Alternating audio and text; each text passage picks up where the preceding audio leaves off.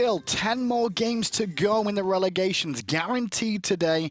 And we will have 2 victors that will move on to the Pro League. Tolly, you've been in this position before yourself when you're on Eagle, right? You've done the whole Challenger Cup series. You've done this relegation format.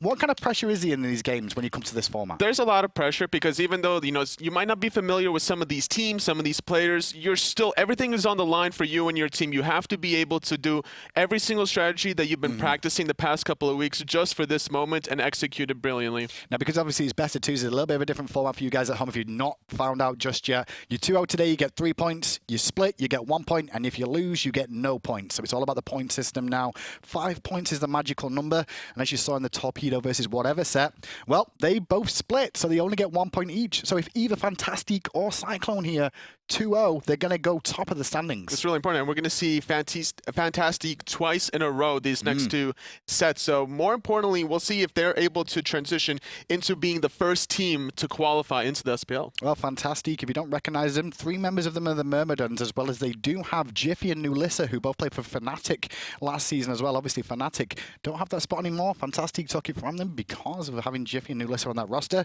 And with 3 members of the Myrmidons who've had pro experience before, they should be in good standing here. If you look at all the players specifically, just from their names, you'd be like, okay, this team could probably qualify into the SPL. They have a lot of skill. Jermain was one of the first players in Season 3 to get into Grandmaster League, right behind Adapting, I believe it was. And you were up there too, right? I was like 6th or something, somewhere along those lines. I grinded so hard for that.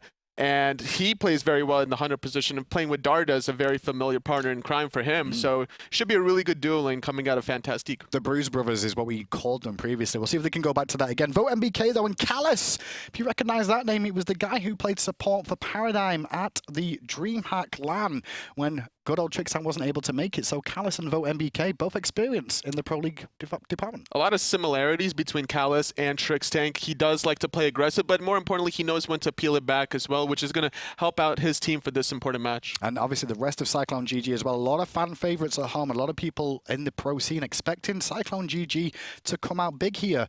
And when you look at Fantastique as well, their team actually were forsaken during the Challenger Cup phase. Got the position here and said they would rather take this because they were a little bit worried about relegations. Now they've written relegations and they've got to defend their spot now. It seems like that's an interesting mentality to have, to be kind of worried about that. So that means that they've definitely been practicing a lot for all these 3 teams. Well, let's go into picks and bans and see how this one plays out, because both teams, they need at least a 2-0. 2-0 would be great. At least a win, though, will get them that 1 point that's very, very vital for them. And it's going to be Fantastique with the first pick, first ban. So with MoGoW, more than likely, we're going to probably see, either a Hades or a Hercules. These are the 2 gods he kind of lean on for Fantastique. For Jiffy specifically, he'll like to play a lot of aggressive gods. He'll like to lean on the Naja, unless he wants to go for a more late game style with the Kali. He's been known to do that as well. Well, to see how the solo laners play out, because MoGoW versus Deathwalker should be a very interesting matchup there as well. MoGoW, like you said, Hades could be one that we see likely. More than likely, it may or not be, but for example, we're going to see something very passive early on, but he's going to try to transition out of the early game in a team fight. That's the way he normally plays. He likes to play a very passive early on laning phase and then transition into team fights where he's a very big important factor. Well, junglers today, obviously Fantastique, have Jiffy, now renamed to WorldEdit for you guys at home if you get a little bit confused about that one. We'll call him WorldEdit from now on. And he's up against today iceicebabyy. Both these junglers have been around for a long time. Obviously, neither of them really played at the highest level in the pro scene until WorldEdit did this split so far for Fnatic, but now find themselves both with an opportunity to go at it today. Cyclone GG are the favorites as Fafnir and now Freya also get banned out by Cyclone. Yeah, these are some normally interesting bans that we're seeing out of these teams. We don't normally see the Fafnir ban coming out. We don't normally see the Freya ban at this stage of the banning phases. Ratatoska banned out as well there, now Cyclone GG. Then last one to answer back, obviously Susano on the table, Ao Kuang on the table, Raijin on the table, Raijin no longer. So Ao Kuang and Susano get through here, Tolly. Do you have a favorite as well. That's a big option available for Fantastique, unless they're afraid of the Odin counter pick. We'll see how that one works out then. Fantastique have the option available to them to pick up whatever they want here. Mid laners are prevalent at the moment in the scene, but Susano definitely one of the most prevalent available to them. They're going to take that high mobile, high damage, high burst, high everything Susano to the jungle. Very safe pick. We saw the first game against Torpedo versus whatever. There was a point in time where Ninja Bobat was overextending, trying to kill Pikachu under the tier 1 mid tower, but you just can't keep up with Susano. When all his cooldowns are down, he's going to get that extra mobility, and it's hard to keep up, even when you have speed buff and he doesn't. Well, Cyclone GG having a chance to answer back here. Ao Kuang is available, one of the biggest ones there. Mid laners, we saw some Janus last game and some Neath, but Bacchus, I should have mentioned him as well. The Guardian go-to god right now is the Bacchus. And more importantly, with this Bacchus pick, Nemesis is still on the table. The last set, we saw a Nemesis banned, so that wasn't available for either team. So more importantly, we could see this kind of synergy between the Bacchus and Nemesis trying to burst down Susano anytime he tries to initiate or counter-initiate against his Bacchus. So generally for a game 1 game here, Toli, and you're going into the relegations, what are you looking for? You're looking to just play the plan that you've had in place, like the picks and bans you wanted to do, and not answer back to what they do, not counter pick or anything like that. Do you go in with a certain mentality, or do you play off what the opposition's doing? Normally, first pick, you're going for a game plan. Second pick, you're going for more of a counter pick, trying to adapt on the fly. You have to adapt to whatever that first pick is going to be. So there were a lot of options for Fantastique, and the one that was taken was Susano. Surprisingly, Guan Yu is still on the table. And a Jing Wei locked in again. Fantastique going to go to it as well. Give that one over to Jermain. We'll see how that one works out, because Jing Wei, like me and Adonis was saying, a lot of people said she wasn't very good just lately. She's been out of the scene for a while, but it clearly sees EU have a different story to tell. We saw the last set, the Jing Wei was 2 levels ahead at one point because of the mobility from your passive, allowing you to ping pong between either lane, but unfortunately just wasn't as impactful compared to the Hu Yi. And with that Nemesis pick already, it's going to have a lot of great initiation for Cyclone GG with the Bacchus and Odin, and then you have the Nemesis ulti on top. There's going to be a lot of burst damage for Cyclone. Well, no Ares available here for Fantastique. Dardez will not have that available to him. And Cyclone GG's lineup here, Bacchus, Odin, and Nemesis, that's pretty much their front line. And Nemesis obviously being locked in means that Fantastique, they need a full front line here. And if they do that, Nemesis is going to shred whatever they put on the table. And the cool thing for Cyclone is they don't need Nemesis to go very bursty. They have options available in the mage and hunter position to be hyper carry potential coming out. The Hu Yi is still available, not being banned by any team currently, so Cyclone GG could synergize this Hu Yi Odin combination, and with the Nemesis ulti find really good kills with the Mark of the Golden Crow. I think we're going to see a Zeus last pick from Cyclone GG here. Obviously, I like what Fantastique did. They banned Vulcan and Isis, those big ultimates that can go inside the ring and cover the whole ring. Well, so can Zeus as well. You can't ban all 3 though at that stage, so it does leave a window open for them. I would have banned the Hu Yi, honestly, instead of Vulcan or the Isis, because you always got to think late game, and Mark of the Golden Crow is one of the most obnoxious things to deal with as a tank because of just how much more damage consecutively it's going to do. Well, Geb will be the lock-in for Fantastique here, and it's not one of the best things you want to go against a Nemesis in all honesty, but limitations here for Fantastique and what they want to do, and they're actually going to pull out Kumbhakarna as well for the solo lane here to go against the Odin, so they've gone for the double Guardian composition, but the problem with that is against the Nemesis, those protections and those slows are really going to make an impact. It is going to be very interesting to see how this matchup is going to work in the solo lane. Double Guardian is usually really solid for mid-game teamfight control, especially when you have a Geb to peel in your backline. Kumbhakarna can easily initiate with the Epic Uppercut, which will set up any big cooldowns. But if you look at Fantastique's lineup, they don't really have that big of a cooldown to follow up off of the Epic Uppercut. It's true. We'll see how this works out, because Kumbhakarna and solo by MoGoW is a very interesting one, and seeing Dardez and a dead defensive god like Geb is not something we kind of used to see. And Chronos was the final pick for Cyclone there. Surprised they didn't go for a big ring ultimate again with the Zeus, but it looks like they've gone for the security of the rewind here. It's very safe. You want to be able to get out of any sticky situation. Against a double Guardian composition with a Geb and a Kumbhakarna, if you're getting Epic Uppercutted, you have to instantly rewind once you land. Hopefully that you aren't not going to die. Maybe we're going to see an early Warlock Sash out of this Chronos. Well, I'll tell you one thing we do see is Ho Yi will be in the mid lane here for Cyclone GG. The Wlfy's going to pick that one up, and they're going to send VoteNBK onto the Chronos in the duo lane to combine with the Bacchus. So a little bit more safety for Chronos in the early stages, so he's got a little bit more backup there, and Wlfy should be very, very impactful with those ricochets in the mid lane. And on top of that, the Nemesis can be aggressive, and you're going to have the Hu Yi dive bomb jump available to follow up, whereas Chronos, he'll have his accelerate for the mobility gap closer, but not necessarily an instant gap closer. It's a good point. I mean, hi-rez and Nemesis probably combine a little bit better in terms of setup for each other than you'd see from the Chronos and the Nemesis combination as well. Obviously, hi-rez can land the Ricochet stun, which could allow Nemesis to close the gap, or Nemesis finds the slow, allowing Ricochet to actually connect from hi-rez. Yeah, so not really too much crazy shenanigans going on for either team. The ward in place allows him to see anything that's going on around the mid Harpy, so they're just going to start off their own red buffs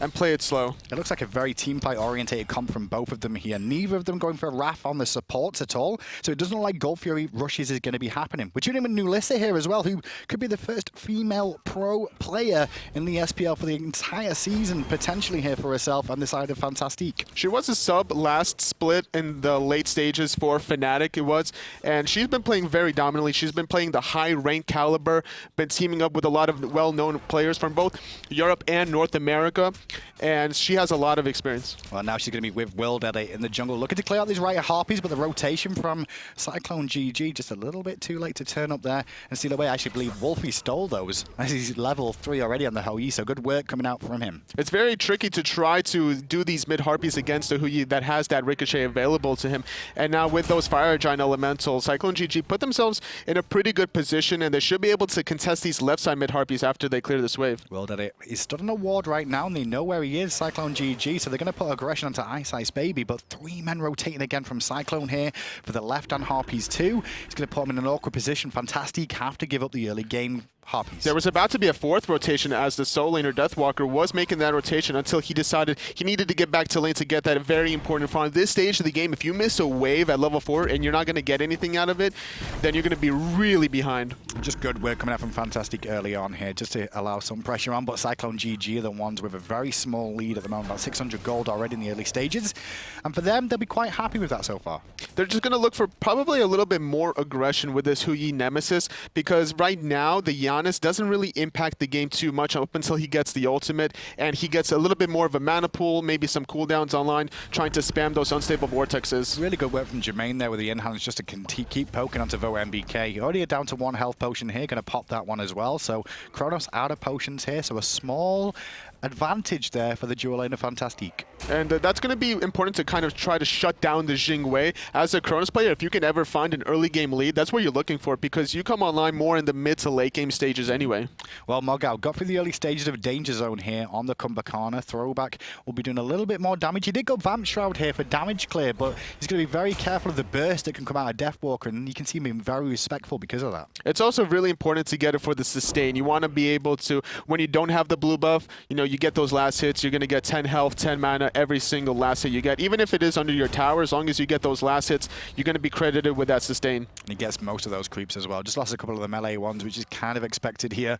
But the sooner he approaches around level 7, he should be able to full clear the wave with just the throwback. There's not that many gods that can keep up with Odin in terms of lane clear. Kumbhakarna will eventually, once he gets Shoes of the Magi online, and then he's going to be able to get some cooldowns.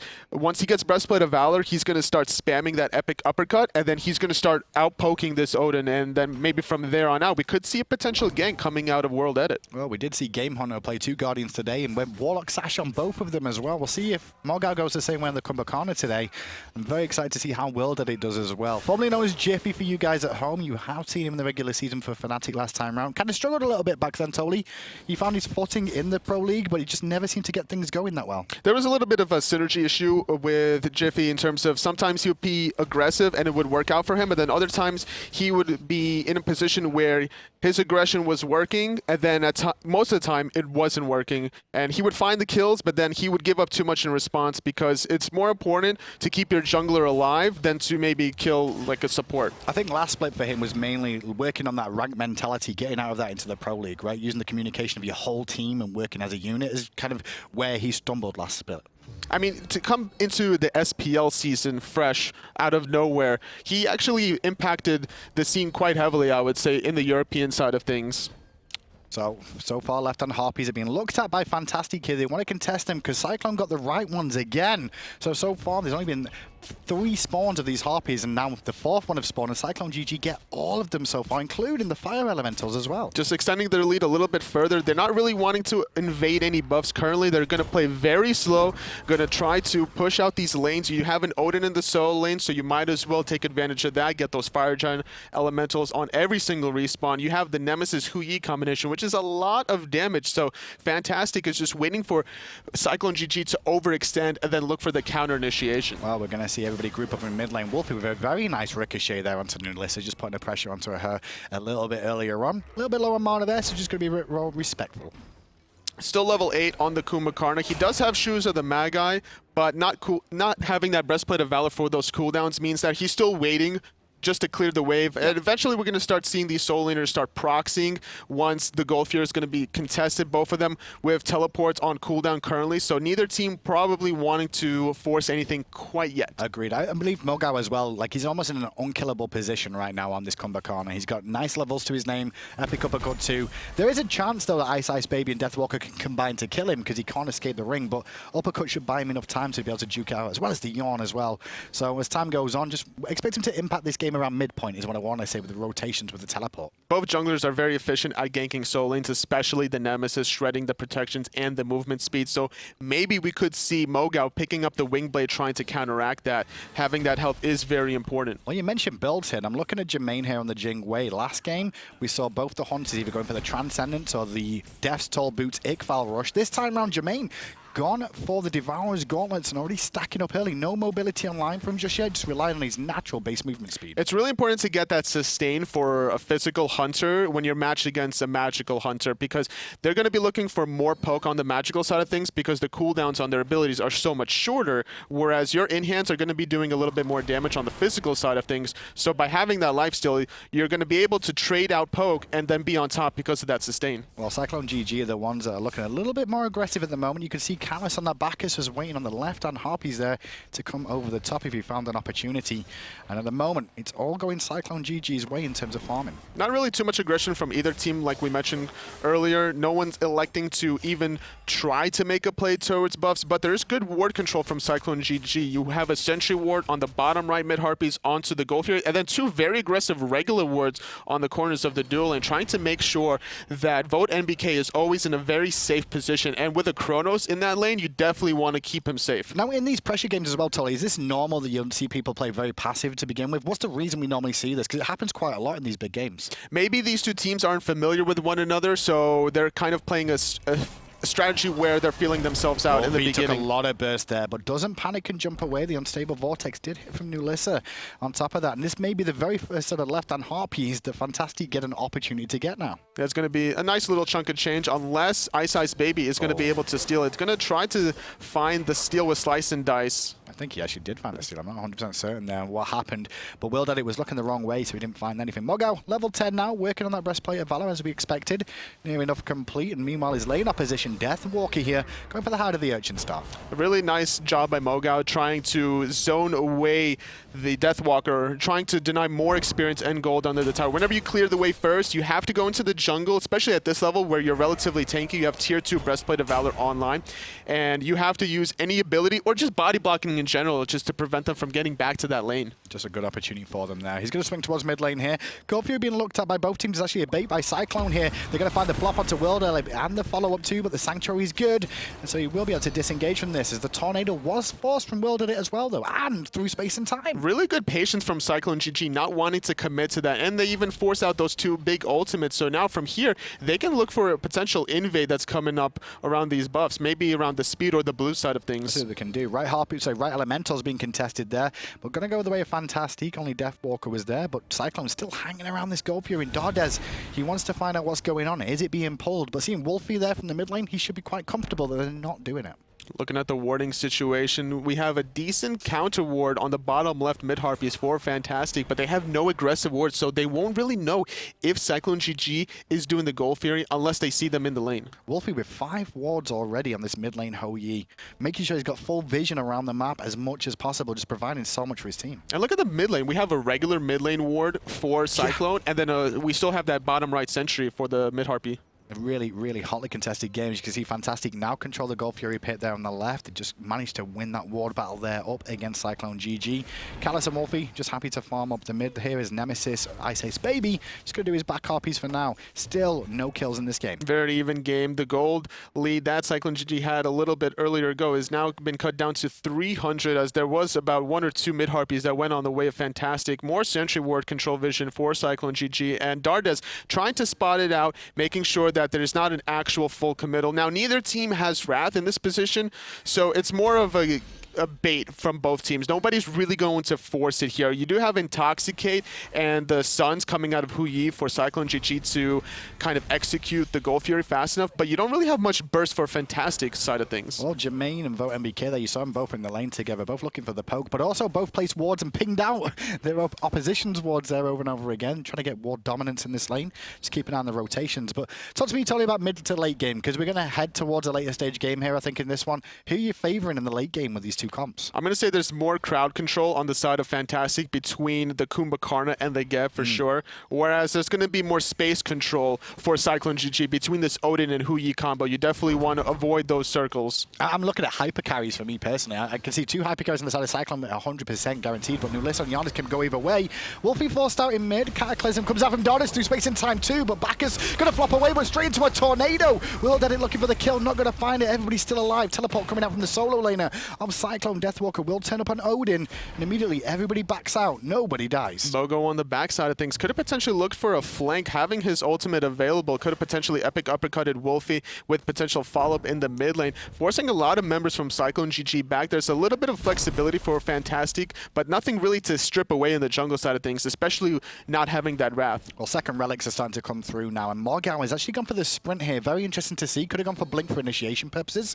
Instead, he's chosen the sprint to get away from this Nemesis slows. The slows that come out from the Huyi as well as the other one, and also Chronos can help him out a little bit during this. Wlfy was pulled though, and VoteNBK's got himself in a world of hurt. Forced to rewind, and Fantastique find a nice easy win there. And that's something WorldEdit is going to have to do more consistently. Look for those pulls onto this Chronos, force those rewinds, and then maybe lean a little bit more to allow the Jing to be able to split push with that. Like, even if you don't get the kill onto VoteNBK, forcing the rewind is going to allow Jermain to be more successful in the 1v1s. Such a calculated game from both teams so far. Both of them have had a little bit of a skirmish, but nobody really came out on top of it so far in this one. Everything's even. Solo laners will be solo laners after all. I don't think we'll see a kill over here at all. I don't think you'll even see a jungler rotation now at this stage of the game. Nah, you missed your opportunity. Once your only opportunity to really kill a solo laner is between 2 and 4. Once they hit level 5, both of these guys, you're just not going to kill them. The epic uppercut will they're come going to out. force this one. Cyclone GG. Suns go down. They caught some people backing clearly.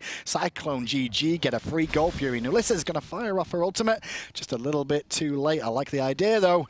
As Wlfy goes the way of Cyclone, they get the first lead, but it's not a lot. No, it's not really that much. It depends on what they do with this lead. Now, if they get a second Wlfy 5 minutes now, the same exact way they did there, then we Left can side, start talking about that lead. VoteNBK is under pressure from Jermain here, who just dived past the creeps to poke him out, knowing that the rewind was down. Exactly, and that's just the synergy that you need to have between your jungler and your hunter position. You recognize the weakness in the enemy hunter, and now because of that, Jermain's going to get a wave, and then he's going to deny some gold and experience to VoteNBK, putting him a little further ahead. Well, lane and mid lane is just being frozen. Both Guardians don't want to do it. Wait for their teammates to turn up as the right Harpies go the way of Cyclone GG there now.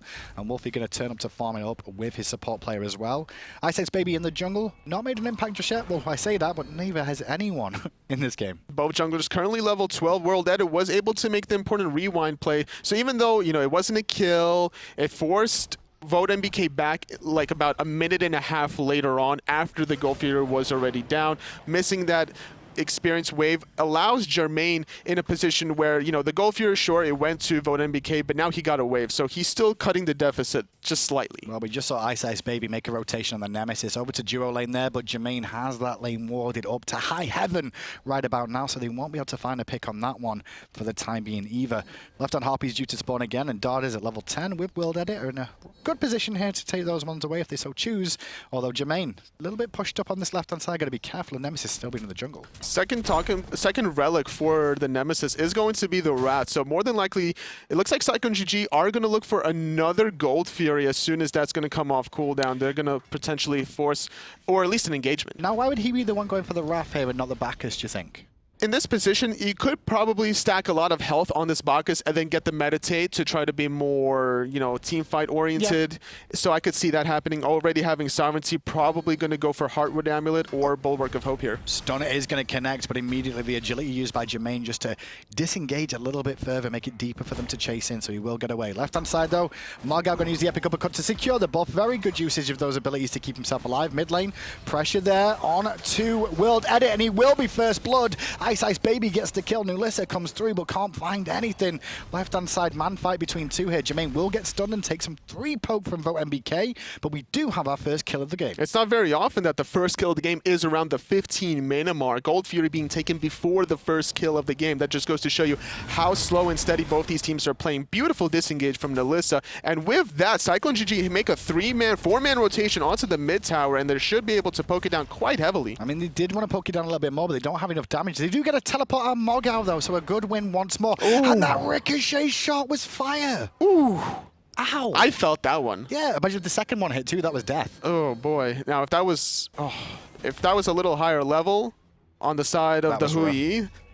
And now, as a result of that one ricochet, Cyclone GG recognized that they have a little bit of an advantage. Oh, she gets portaled out again, but Dardez is the one under pressure. Has to cataclysm and getting jumped on by the Suns from Wlfy. Rollout is used, but they should get the tower off this one, and they will get the tower. Turn around from Fantastique now as WorldEdit goes in, pulls Wlfy, but there's no follow-up as Unstable Vortex was just used by nulisa. I would have liked to see Wlfy use the ricochet as soon as the Geb rolls out instead of before, preventing the escape, maybe finding a kill. Regardless, they find the tier 1 tower, which is very important. So objectively, they're already on top of things. They get the Gold Fury earlier on, around the 12 to 13 minute mark, and now they get the tier 1 towers. So they're establishing themselves a pretty little lead here. It seems very methodical from this team of Cyclone GG. Slow and steady. Yeah, they're not pushing the boat out too far. They're not over chasing things. They could have chased the Geb there, and they were like, no, let's just get the tower, get the win, and move on.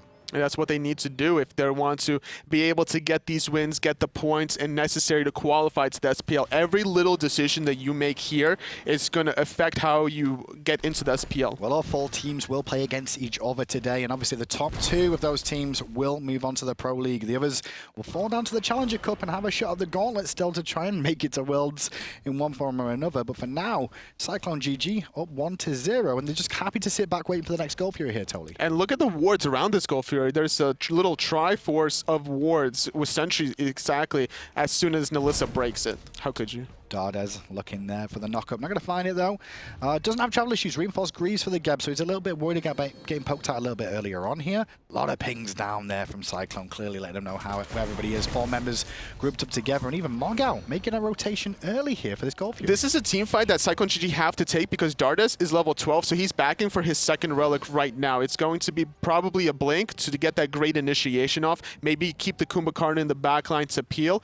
But it doesn't seem that Cyclone GG really recognized this, and because of that 1 sentry ward that nulisa took out earlier on. Well, MoGoW just lost a wave of experience in the solo lane with that rotation. He expected his team to look at the Gold Fury from that. Didn't find anything, so instead he's got to return there, and now it's actually going to be Deathwalker heading to the Gold Fury early on the Odin. Neither of them have the teleport available is the reason they both want to be over here early. Wlfy get pulled in by WorldEdit there, but instead pokes out more than he got poked for. Through space and time was used. nulisa going to be able to portal on out, doing a great job zoning his Deathwalker, and now Jermain forced to use his ultimate away from iceicebabyy, and with that, Cyclone GG going to force the second Gold Fury of the game. Wrath is available for iceice. MoGoW, the only one that could really go in here. He's thinking about it for a second. Going to lead in the charge with Dardez too. Gold Fury reset. The ring is down. Both Guardians trapped inside as the suns rain down upon them. The heat is going to be too much for Dardez any second, but the shell's buying him time. Meanwhile, on the back of that, MoGoW gets a good epic uppercut up onto VoteNBK to knock him. He's going to rewind as well and get away from danger before the unstable vortex from nulisa hits. Wlfy still under pressure and getting very low. Beautiful rewind from VoteNBK and beautiful positioning from nulisa. Jermain going to be the first victim, but instantly getting trade back is MoGoW finding VoteNBK. nulisa very low, but still in the fight. Going to be able to portal away from Callus. However, Dardez in the backhand side dying to Deathwalker. 2-for-1 trade as Deathwalker going to get himself a double kill as well. Great use of that blink to get away and leaps to safety as well. 3 men down versus 1 of Cyclone GG. Good play from both teams, but Cyclone come out with a very small win in that engagement. And with the respawn timers for Fantastique, it gives Cyclone enough time to get healthy, make sure that WorldEdit and MoGoW aren't in a position to find any more picks. They're going to group up potentially and look for this gold here because nulisa did use ultimate earlier on, but she does have cooldown reduction in the Chronos pendant, so it is back up. Well, both those solo lanes do have teleport available to them now. It is back online, so just keep an eye on that one. That's why MoGoW can go back to base now and just leave WorldEdit here. Because at first that fight did not look that good for Fantastique overall, and it ended up not being that way. They saw MoGoW back, so instantly going to get pulled is the Gold Fury. nulisa just respawning now, so if she wants to get to this team fight, she's going to have to use through space and time right away. WorldEdit on half mana here. Jermain's going to be one of the first ones in. I don't even think they're going to look at it here, Fantastique. I think they already thought he was dead. Well, it is now. As you can see, Dardez is going to walk up and find out he's gone down, and, well, another opportunity for Cyclone goes their way, and they just continue to trickle this lead in their favor. And with that, it's going to be 4,500 gold, Dardez. 4,000 experience. Dardez forcing the initiation. Odin Cage comes out. Wlfy in a lot of trouble, but still holding ground, getting knocked up by the Typhoon. Dardez going to fall down. Wlfy jumping away in the back. And nulisa still looking for targets, but not going to find anything. Swinging around the back, was looking for more, but he goes into 3 members that are full health right now. He was really looking for Callus on that Bacchus.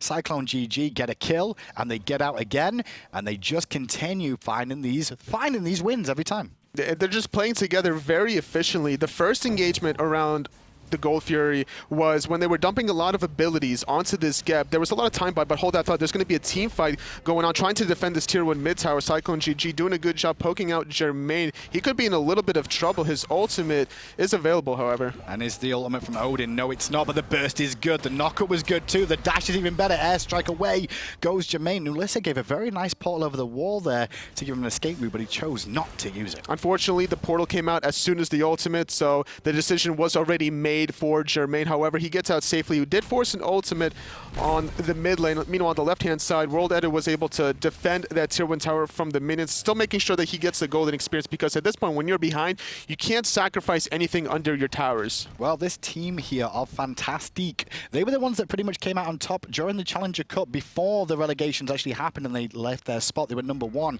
Cyclone GG, though, they didn't really turn up on the scene. They were called loopy landers for the most of the scene until they got into the actual, the group play style of the relegation format. And Cyclone GG here, week 1, they got 5 points. Week 2, 10 points. Week 3, 10 points. Week 4, they won. Right? So they basically did first round, second round exits, and then all of a sudden last week they win it, and all of a sudden everyone's touting them as the best team in this relegation battle. Well, they found the right timing of when they needed the wins, and now they're doing a wonderful job already. Their first game against Fantastique, Dardez going to be able to barely escape, get that CC immunity away. Yeah, just gets away just in time. MoGoW, though, going to get caught out on the right. Lazy back in there, but obviously he can make people lazy too with that yawn coming to his rescue as the 3 men of Cyclone rotate to the right to defend that very weak tier 1 tower. And honestly, as a level 19 Kumbhakarna, I don't really care that if people come at me. I want them to use those abilities. I also have the passive. He's yet to die in this game, even to force a passive this game, so it's going to be very important. Initiation from Dardez, but Wlfy was on point and knew what was coming at him. The stun is very good from MoGoW there with that groggy strike, and it's going to allow Fantastique to disengage and actually engage onto iceicebabyy, who was looking for nulisa. Unfortunately for Fantastique, even if that Geb ultimate does connect, nobody was in a position to really follow that up. So a second tier 1 tower going in the way of Cyclone GG, stripping away the speed buff as well. That's going to really hurt this Susano not having that speed buff. And it's a really good answer from Cyclone there, because obviously that right-hand tower was going to go down very soon for Cyclone, and they immediately recognized that, take it down themselves before Fantastique found the answer there. And in this position at the 23-minute mark, you don't really care if you lose your tier 1 tower on the right, so the fact that you're able to push the tier 1, and you can now concede your own tier 1, the fact that you balance that out. Now, as long as you're not losing the tier 1 tower to the Jing Wei, because she is going to continue that push onto the tier 2. If you lose the tier 1 to the Odin, let's say, I'm sorry, the Kumbhakarna, then it doesn't really matter, because more than likely he wants to rotate to these team fights. Well, because of how slow this game started here, most people are starting to approach level 20 already. As aggression onto Jermain here, who's a little bit overextended, getting body blocked quite nicely from iceicebabyy, going to allow the ricochet to connect from Wlfy, but the airstrike was on point to avoid the stun, gets him back to safety. The Nemesis also used the Wrath in that position, getting the initial stun onto Jermain, using the Nemesis ulti to break the back, and with the Suns, that's going to confirm the kill. Tier 1 1 tower on the dual side, going to continue to get pressured by Cyclone, and there's no response from Fantastique. I don't know if they could defend this tier 2. That mistake is going to cost them big because Odin's pushing mid lane 2 at the moment. 4 members on the front. Callus going to be leading things in and getting aggro for his team. Teleport forced out now as well by MoGoW to come back and defend on Kumbhakarna. 4 versus 4, but Odin's here with the ring, going to trap in 2. The Guardians are both inside that circle as a knock-up from WorldEdit will buy him time with a tornado and a good cataclysm. This could be an opportunity for Fantastique to re-engage. nulisa doing a good job with the unstable vortexes. MoGoW finding the kill onto Ice. It's going to be a 4-on-4 for a little bit longer. Dardez looking for the roll, trying to catch up to NBK. Rewind is still available for him. But if he rewinds, he'll go back in time to back to that tier 2 tower. He doesn't want to do that if he can. But this is an opportunity for Fantastique to look at the Wlfy here. It's about to spawn any moment. How long is left? 10 seconds, and Cyclone, they need to disengage and go back and heal up. Both teams are a little low in this position, and Jermain respawns first, and with his passive, that's going to allow him to spot out this Wlfy that is respawning now. Ward vision control, very consistent, dominant performance by Cyclone GG. Look at those wards. Yeah, there's so many wards going down over and over again. But wards win games, right? It gives you so much vision, gives you control of the whole map. And if you bind sentries in those as well, they also give you not just control, no, they've not got wards and gold back. And more importantly, like, you're getting the gold from the Wlfy, and you're spotting out rotations because there's regular wards sometimes in the mid lane that Cyclone GG places, which spots out Fantastique going into the right side jungle underneath. And that was because the first Wlfy that happened around the 12 to 13 minute mark, because of that right lane rotation, the first Wlfy was just basically done for free. I swear, Tole, I do not know what Hunter builds are right now. I don't know what the core Hunter build is because I keep seeing a different one every single game from every single Hunter is going something different. We've seen 4 teams so far, and they've all bought different things. Wlfy in the mid lane playing this Ho-Yi, gone for the Transcendence into solely Chins, and then what looks like an Odysseus bow as well. Things are mad here. You might as well just do a random number generator RNG. at this point. Yeah, honestly, at this point. But Jing makes a little bit sense to go the Deathbringer. You know, you have the AoE as well with her Death Bolts. Yeah. So you're trying to just stack up the crit as much as you possibly can. Getting that extra 15% on her Death Bolts and then the 20% on Deathbringer, you're proccing that passive very frequently. In an AoE as well, and with agility, she can also get that massive effect of the Fatalis. But here comes Cyclone, 5 members in mid lane going in, but Dardez initiates, catches 2 of the Cataclysm, going to force Purification on VoteNBK. Good flop though in response from Callus to disengage them for a moment. MoGoW trying to decide what he wants to do, but I tell you what, Deathwalker knows what he wants to do, ring in multiple members, but it does look like WorldEdit got out. It looks like they're able to disengage and defend their tier 2 tower. The aggression from Jermain trying to fight NBK, doing a great job avoiding the time stop. Time Rev doing a little bit of poke through space in time, connects onto Callus, and the chase continues. Pull in as well from WorldEdit. The knockup was good. Groggy strike on point. MoGoW gets credit for the kill. Meanwhile, on the back, WorldEdit now has to disengage as VoteNBK's the one going in. Uppercut from MoGoW says, no, my friend, you will be deleted. nulisa gets credit for that one. And Deathwalker, slightly out of position, has to leap away. Dardez giving chase. Ricochet on the mark. nulisa through the wall, going to slow them down with the threshold as well. They're body blocking each other, though, but not enough to stop the Groggy strike from MoGoW hitting. It's a 2-for-0 exchange in favor of Fantastique. nulisa doing a great job, just always throwing out those thresholds. The through space and time was beautifully positioned to be able to get to the team fight in such a manner where the rest of her team was able to just capitalize and consistently throwing out those unstable vortexes. In this position, now finishing off her last big item, she's going to be able to do a lot of damage. But it's a good answer back from Fantastique because every time we've called these team fights so far, Cyclone have always come out on top. That's the first clear time Fantastique were the ones that came out big. It was an initiation that actually came out from Dardez to begin things off.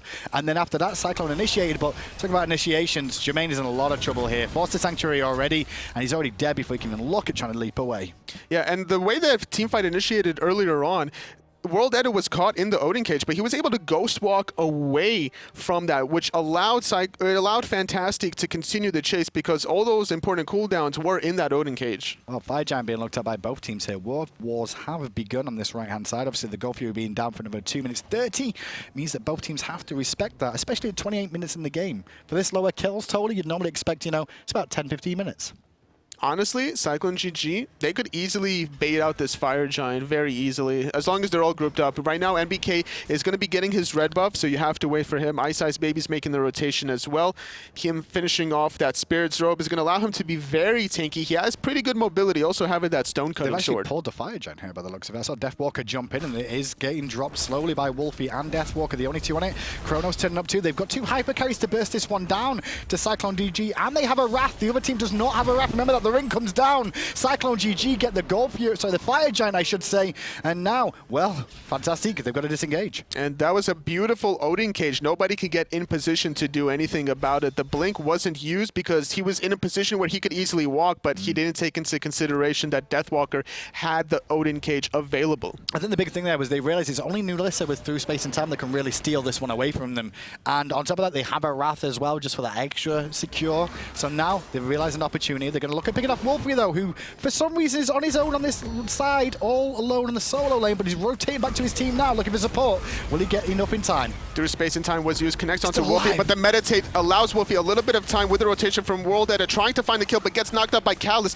More CC coming up. Finally, Wlfy falling, but MoGoW getting instantly responded by iceicebabyy. And look at the Titan! The Titan is under attack. In the meanwhile, VoteNBK takes down the Phoenix in mid lane and puts the pressure on there as the rest of Cyclone are keeping Fantastique busy from chasing and WorldEdit. Well, he's just trying to buy himself a little bit of time, and Nemesis is going to give chase. iceicebabyy may be able to find that one in the back, more than likely, as Dardez on this right-hand side, he's not able to back either, so that means the tier 2 is going to fall on the right as well. Really great play from Cyclone GG, honestly. Just overall, trading 1-for-1, getting a mid-Phoenix while the rest of the team was distracted, fighting 4v5 successfully. And now with that, despite losing, Wlfy, which is a really great late-game hyper carry on the Hui side of things, you still have a lot of time on your Fire Giant buff to regroup and continue the pushes. All the tier 2 towers are down. There's 2 Phoenixes remaining. This should be an easy game to close out by Cyclone. Oh, Jermain just sanctuaried. I don't think he really wanted to do that. We've all had those moments. I know, but being caught on camera It feels too, bad. It hurts. Go back to that fight, though. Wlfy was out of position. He shouldn't have been there alone. Sure. Right? Gets picked, but he does such a good job of, after getting picked, staying alive as long as possible, getting back to his team, that it sets up for this window that they've got now. It was Callus that bought him so much time because he shelled, he meditated, and then he knocked up. He allowed Wlfy an extra about 4 to 5 seconds of lifetime to get a little bit more damage off, and then that also allowed iceicebabyy to find the return kill onto MoGoW, and it also bought enough time for VoteNBK to find that mid-Phoenix. Well, Fantastique in an awkward position now. They just lose the Gold Furies. You can see Cyclone just using the remnants of their Fire Giant still to keep chipping away. They've got all the towers as well, so that's why the gold lead has just stretched massively in the last couple of minutes in favor of Cyclone. And like we mentioned before, the Fire Giant's still on the side of Cyclone GG. They're grouped up on the left-hand side because the dual lane, more important to get that Phoenix than the solo lane. It's a little further away from the Fire Giant, so having to deal with fire minions consistently in the mid lane and the dual lane is going to allow Cyclone GG to get the next Fire Giant if this game extends further on. Well, Callus trying to stand in the gap between the 2 Phoenixes here. We're tuning with VoteNBK and the Chronos, and Deathwalker is just going to drop the ring, pin people in, forcing Dardez to Cataclysm, but the Phoenix has already gone down. Nice work from Cyclone GG. They're looking to disengage in full if they can. MoGoW giving chase, not going to find the groggy strike, and Cyclone get what they came for and leave. No messing. Good patience, and now they're also going to strip the red buff away from Fantastique, putting that potentially onto NBK or Wlfy, doesn't really matter. Going to lean more towards the Chronos, and the last Phoenix remains. Fire Giant still remains. It's going to respawn in about a minute and a half, so don't really have enough time to go push this right side Phoenix, so probably going to establish a really good ward fortress around Fire Giant. Look for somebody from Fantastique that's going to peek their head around the corner, look for an easy pick, and then go get that Fire Giant. It just feels like Fantastique have just been bled with this game the whole time, just constantly been bleeding them over and over again. The blood's just slowly dripped out of them. The Cyclone have got such a huge lead now. The second Fire Giant, they could just wait on that if they so choose with 2 Phoenixes down, siege that one up, and if they don't get a defense, well, they should be all good unless they make a mistake at the Titan. And it's really hard to pinpoint where Fantastique went wrong individually or where Cyclone successfully made plays individually, but it's more importantly the ward control and the objective control out of Cyclone. They just had more wards on their side. They were able to get multiple Gold Furies. They were able to get the Fire Giant because of their late game damage on the Hui, on the Chronos, and that beautiful Odin cage. It just seems like shot calling was the biggest thing. Callus just took a lot of free poke, though, for absolutely no reason. You can see the aggression coming out from MoGoW because of it through space and time was on the mark, but not well timed, and the ring is going to trap MoGoW in a world of hurt. Wlfy gets credit for the kill, so this fight goes the way of Cyclone, even though Callus made a small mistake there. He gets away with it. So Cyclone have been playing pretty safe for the most part. This is a little bit unsafe to do without the Fire Giant, but with this pick, this should allow them to get this Phoenix, especially with 2 Fire Waves coming to the left-hand side. Mid Phoenix has respawned, so they're going to definitely transition into that, unless they want to go straight to the Fire Giant. Oh, they're trying to split the difference here. I don't think they really chose iceicebabyy. Nearly gets himself caught out there, but dashes back to safety. Cyclone GG have all three Phoenixes have been taken down. One's respawned, but the good news is they're all weakened now, right? So next time round, much easier. It's going to be a back from Cyclone GG. They're going to position themselves for this Fire Giant. Very risky play to go for that right side Phoenix, but they're able to get it. And now with that pick onto MoGoW, they do have a little bit of a window to get this Fire Giant for free, especially with these Fire Waves that are flooding in the left-hand side where 2 members from Fantastique had to defend. So I'm already looking at game 2 here, Tolly. And game 1, you know, slow pace, both teams feeling each other out. Cyclone basically just taking windows of opportunities to get a lead, right? What needs to change for Fantastique game 2? Right now at this point, Fantastique, they're just discussing like, okay, what went wrong game number 1? Let's think of a strategy that we're going to do for game number 2. Are we going to take first pick? Are we going to take second pick? What is our mindset right now? Making sure everybody's still positive going into game number 2. Biggest issue for them. What was the biggest issue in terms of gods that they had to deal with here? Was it the Nemesis? I mean, it looks like that on paper by the 415/9. I would say it was definitely the Hui, because they banned out the Isis and the Vulcan 3rd and 4th ban, where they could have banned out the Hui, trying to make it less synergetic with this Odin cage. Well, blinking from Dardez and a good cataclysm and knock up 2. Gonna force out VoteNBK, who's still in a lot of hurt, and nulisa will get the kill. It's 1-0 the way of Fantastique. The ring is also on cooldown here. Fantastique hold their middle Phoenix against a Fire Giant team and push out Cyclone one more time. That was one of the most important picks for Fantastique to get. It was either the Hui or the Chronos that you have to pick off right away. Not able to get off that rewind was very important for Fantastique to take advantage of. So they delay the push, the inevitable push from Cyclone GG. Now, even though they got the pick, NBK is going to respawn, and all those 4 members for the rest of Cyclone GG will still have Fire Giant, so there's still a big window to get this mid Phoenix and then go back to the duel lane to get that once it respawns. Well, they can just wait for a minute or 2. Wlfy is due up in a few seconds' time. Same time as VoteNBK will as well, so they can group that one up. Left Phoenix does respawn. You can see Jermain just clearing that one out, but they do hold Fantastique, and we've seen some amazing holds in the past, Tolly. They do have a composition for holding, though. They've got a lot of burst and a lot of CC potential on the side of this Fantastique squad. Yes, but now with the Get Blink being down, it's something that Cyclone has to take advantage of. It's going to be difficult to initiate for Fantastique. You could initiate potentially with the Kumbhakarna, but he has the sprint. He doesn't have the Blink available. Godfury will be taken here by Cyclone. We won't see anybody from Fantastique come back to defend, as they're all focusing on making sure nobody cheekily steals away any of these Phoenixes. But if they can hold like they just did, things are looking good for them to just hold on further in this game. And more importantly, getting that gold here, it's just something to do while you're waiting for NBK to come back into the duel lane from respawning. You're not really using that gold. You're already at 89,000 collectively as a team. You're at the late game status where everybody has all their items online, and you're just trying to group up and get these last remaining Phoenixes. And if you fail at these last remaining Phoenixes, then Fantastique could have potentially gotten that gold here and make a slow and steady comeback. I don't expect Cyclone to go aggressive for a moment or 2 here. They're waiting on Callus, who's in the mid lane at the moment, one of their frontliners, to come in. So once he comes over here, that's when we may see some aggression. Fire Giant still having for a good period of time here, so they don't have to worry too much about it running out just yet at the moment. But it looks like they're trying to ward up the jungle, cover that area, look for some sort of aggression from there from a counter engage. It's going to be very tricky for NBK to play safe because his Purification and Sanctuary are still currently down. It looks like Ice was trying to split push in the mid lane, forcing out nulisa into the right-hand side, trying to defend that respawning right Phoenix, and with that, there's going to be an engagement on the left. I'm looking at Jermain here because he's got to get a lot of crit damage off on this team if he can. Deathwalker happy to tank this one up with Callus in the front. Meanwhile, Wlfy forced out as a cataclysm hits VoteNBK again. Early rewind, not good enough to get him out. Deathwalker forced to leap away. They're trying to give chase at the moment, but that ring is causing them issues. Jermain is in the sky. Airstrikes to close the gap. Agility's in 2. The crit damage is good. Sanctuary from Wlfy will keep him alive. Intoxicate as well from Callus to buy his team a time. nulisa wants more, though. She wants blood. She smells it, but can't find the shot. She has no fear. She goes in. Unfortunately, the right side Phoenix will fall to those fire minions. So overall, still a successful push for Cyclone. They weren't able to get the left side Phoenix, but one more fire wave rotations are going to come out for Cyclone GG. Fire Giant's going to respawn in about a minute 20. And now that was just a beautiful execution of recognizing that NBK's Purification and Sanctuary were still down. They found the Get Blink ultimate into through space and time, which instantly bursted NBK before before the rewind came out. Not only that, though, that's twice that Cyclone have let Fantastique initiate on them under those Phoenixes.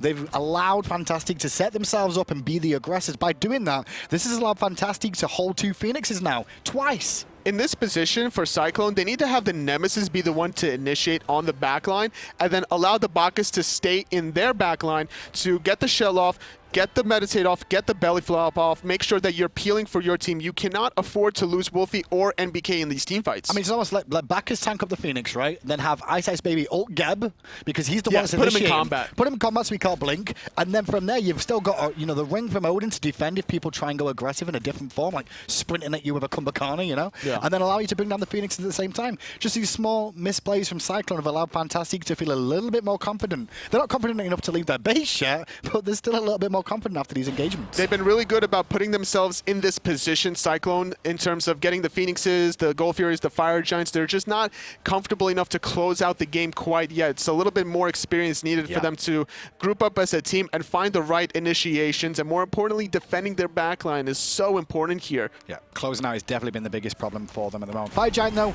should go their way unless we see any random ult from nulisa coming out here on that Janus. I don't think she will be, though, as it's already gone down. Cyclone GG, their 3rd Fire Giant of the game, to go with their 5 Gold Furies so far. You know what they say, you know? 3rd time's a charm, right? 3rd Fire Giant, 3rd time, man. 3rd time. Well, bad things come in 3s. That's also another one, right? Although, to be fair, the first Fire Giant... I mean, they already had 2 bad times. That's true. So... Feels bad. Well, to be fair, it feels good. You're in the relegations. You're up at the moment. You're in a comfortable position against Fantastique. Although, if they do get wiped, that's the big key here. If they do get wiped, Fantastique could end. Well, it's going to take a while because there's still a lot of towers. You can't, if you push mid lane, your Titan is going to be very strong because of those 3 towers on the side, right? Gotcha. So you take out the tier 2 tower mid, you take out the mid Phoenix, you're trying to end the Titan. And they respawn. The respawns will happen. Titan is doing so much damage to you on top of that because of those towers and Phoenixes on the sides. But you are full build as well, so I guess you've got a lot of burst and a lot of tankiness. Anyway, Cyclone back in mid lane one more time. Phoenix under threat here. All 5 members of Cyclone GG are here. iceicebabyy over on the left a little bit. They're looking at a bit of a split push idea now. This time around, Cyclone trying to get both sets of minion waves in at the same time. MoGoW on the left defending alongside nulisa here. They're looking to set up 2 options at the same time. And nulisa can stay on the left because all she has to do is through space and time into the team fight, connecting off of any CC. Onto Jermain. Gonna force the shield from Dardez. Phoenix is under threat here still. Phoenix is being focused down and will fall down. The ring from Deathwalker will keep them at bay for a moment, but MoGoW takes a lot of free poke from Wlfy there as well. Good engage from Cyclone. They get what they wanted. And nulisa still having the ultimate, could potentially look for aggressive play. A few members very poked out from Fantastique, so having to go back to base. This allowing Cyclone GG to transition over to the left-hand side. Callus going to tank this up, putting the Geb into combat, stunning out Jermain as well. The Nemesis ulti onto WorldEdit, but he's going to initiate onto MBK and instantly getting taken out. And the Phoenix does go down, and that should be it. Cyclone GG will also pick up MoGoW, turn their attention to Jermain, who airstrikes away, but he's only airstriking to look in the sky and realize that this game is over. Game 1 goes the way of Cyclone GG. 18 kills in 41 minutes. Not a kill there, Festoli, but it was a good performance. Not at all. It was a wonderful performance out of Cyclone GG, just objectively getting those Gold Furies, getting the Fire Giants. They were able to find a lot of important awards to spot out the rotation from Fantastique. Completely well played from Cyclone there. Game 2, though, you said Fantastique need to work on maybe something different this time around. Maybe it was the Hoi mid lane caused him a lot of issues. Was it the iceicebabyy Nemesis as well? Because he had a pretty good game on that too. I would say it would just be more important for the ward control to come out from Fantastique. They have to play a little bit more. They didn't really use a lot of the Susano plays available. WorldEdit didn't really look for those pull plays more often than he could have. It's a good point as well. Obviously, with that game of the ward control that we saw coming out from Cyclone GG, a lot of wards placed by all members. They were all working on that one. And generally, in the high-level games, you see that when in very crunch games, the ward coverage just skyrockets. Yeah, it's in that game specifically, we saw like 12 wards for 2 players around the 18-minute mark or something like that. They were able to get 2 Gold Furies uncontested. They got the Fire Giant practically uncontested. The only thing that would try to steal was a Typhoon in the back. Do you think we'll see a Wrath this game from Fantastique as well? I would assume something, just to make sure they've got something to answer back to these attempts at Gold Furies and Fire Giants. It seems Cyclone have been really on point objectively, so it's up to Fantastique to definitely stop this. You have to either play very aggressively to prevent any sort of objection attempts, or find a way to counteract that objectives by stealing it with a Wrath of your own. Well, these two